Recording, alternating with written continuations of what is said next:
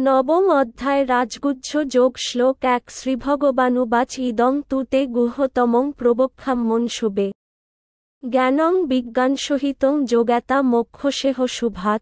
1 শ্রীভগবানু উবাচ পরমেশ্বর ভগবান বললেন, ইদম এই, তু কিন্তু, তে তোমাকে, গুহতমম অতি গোপনীয়, প্রবক্ষ্যামি বলছি, অনশুভে নির্মৎসর, জ্ঞান বিজ্ঞান উপলব্ধ জ্ঞান, সহিতম সহ, যৎ যা, জ্ঞাতা জেনে, মোক্ষসে মুক্ত হবে।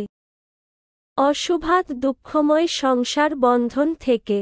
গীতার গান শ্রীভগবান কহিলেন, এবার হে অর্জুন শুন অসুয়া রহিত। এই এক গুহতম কহি তব হি তিহা হয় জ্ঞান আর বিজ্ঞানসম্মত। জানিলে সে মুক্ত হয় সর্ব অশুভত। অনুবাদ পরমেশ্বর ভগবান বললেন, হে অর্জুন, তুমি নির্মৎসর বলে তোমাকে আমি পরম বিজ্ঞান সমন্বিত সবচেয়ে গোপনীয় জ্ঞান উপদেশ করছি। সেই জ্ঞান প্রাপ্ত হয়ে তুমি দুঃখময় সংসার বন্ধন থেকে মুক্ত হও। তাৎপর্য ভক্ত যতই ভগবানের কথা শ্রবণ করে, ততই তার অন্তরে দিব্য জ্ঞানের প্রকাশ হয়। এই শ্রবণ পদ্ধতির মহিমা বর্ণনা করে শ্রীমদ্ভাগবতে বলা হয়েছে, ভগবানের কথা দিব্য শক্তিতে পূর্ণ এবং এই দিব্য শক্তি উপলব্ধি করা যায় যদি ভক্তদের মধ্যে পরমেশ্বর ভগবানের কথা আলোচিত হয়। মনোধর্মী জল্পনাকারী অথবা কেতাবী বিদ্যায় পণ্ডিতদের সঙ্গ করলে এই বিজ্ঞান কখনো লাভ করা যায় না। কেন না এই দিব্য জ্ঞান উপলব্ধি সোনজাত। ভগবদ্ ভক্তেরা সর্বদাই ভগবানের সেবায় নিয়োজিত থাকেন। ভগবান কৃষ্ণভাবনাময় প্রতিটি জীবের মনোভাব ও আন্তরিকতা জানেন এবং ভক্তসঙ্গে কৃষ্ণ বিষয়ক বিজ্ঞানতত্ত্ব হৃদয়ঙ্গম করার বুদ্ধিমত্তা প্রদান করেন। কৃষ্ণ বিষয়ক আলোচনা অলৌকিক শক্তিশালী। যদি কোন সৌভাগ্যবান জীব এই সৎসঙ্গ লাভ করেন এবং জ্ঞান লাভে যত্নশীল হন, তখন তিনি নিশ্চিতভাবে পারমার্থিক উপলব্ধির পথে অবশ্যই উন্নতি সাধন করেন। ভগবান শ্রীকৃষ্ণ তার সেবায় অর্জুনকে উত্তরোত্তর উন্নত স্তরে উত্তীর্ণ হতে উৎসাহিত করবার উদ্দেশ্যে এই নবম অধ্যায় সেই রহস্যের বর্ণনা করেছেন, যা পূর্ববর্ণিত তত্ত্বসমূহ থেকে অনেক বেশি গূঢ় ও গোপনীয়। ভগবদ্গীতার প্রথম অধ্যায় হচ্ছে গ্রন্থটির মোটামুটি প্রস্তাবনা স্বরূপ। দ্বিতীয় ও তৃতীয় অধ্যায়ের পারমার্থিক জ্ঞানকে গুহ্য বলা হয়েছে। সপ্তম ও অষ্টম অধ্যায়ের বিষয় ভক্তিযোগের সঙ্গে বিশেষভাবে যুক্ত এবং যেহেতু তার প্রভাবে কৃষ্ণভাবনা বিকশিত হয়, তাই তাকে গুহ্যতর বলা হয়েছে।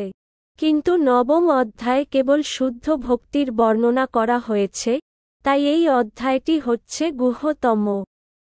যিনি শ্রীকৃষ্ণের এই পরম গুহ্যতম তত্ত্ব সম্বন্ধে অবগত, তিনি স্বাভাবিকভাবে অপ্রাকৃত স্তরে অধিষ্ঠিত। তাই জড় জগতে অবস্থানকালেও তার কোন রকম জড় জাগতিক জ্বালাযন্ত্রণা থাকে না। ভক্তিরসামৃত সিন্ধু গ্রন্থে বলা হয়েছে, যিনি ভগবানের প্রেমময়ী সেবায় উৎকণ্ঠিত থাকেন, তিনি সংসার বন্ধনে আবদ্ধ থাকলেও প্রকৃতপক্ষে তিনি মুক্ত। তেমনি ভগবদ্গীতার দশম অধ্যায়ে আমরা দেখতে পাব যে, যিনি এভাবেই নিয়োজিত, তিনিই হচ্ছেন মুক্ত পুরুষ। নবম অধ্যায়ের এই প্রথম শ্লোকটি বিশেষ গুরুত্বপূর্ণ। ইদং জ্ঞান, এই জ্ঞান কথাটির অর্থ শুদ্ধ ভক্তিযোগ, যা হচ্ছে নববিধা ভক্তি শ্রবণ, কীর্তন, স্মরণ, পাদসেবন, অর্চন, বন্দন, দাস্য, সখ্য ও আত্মনিবেদন।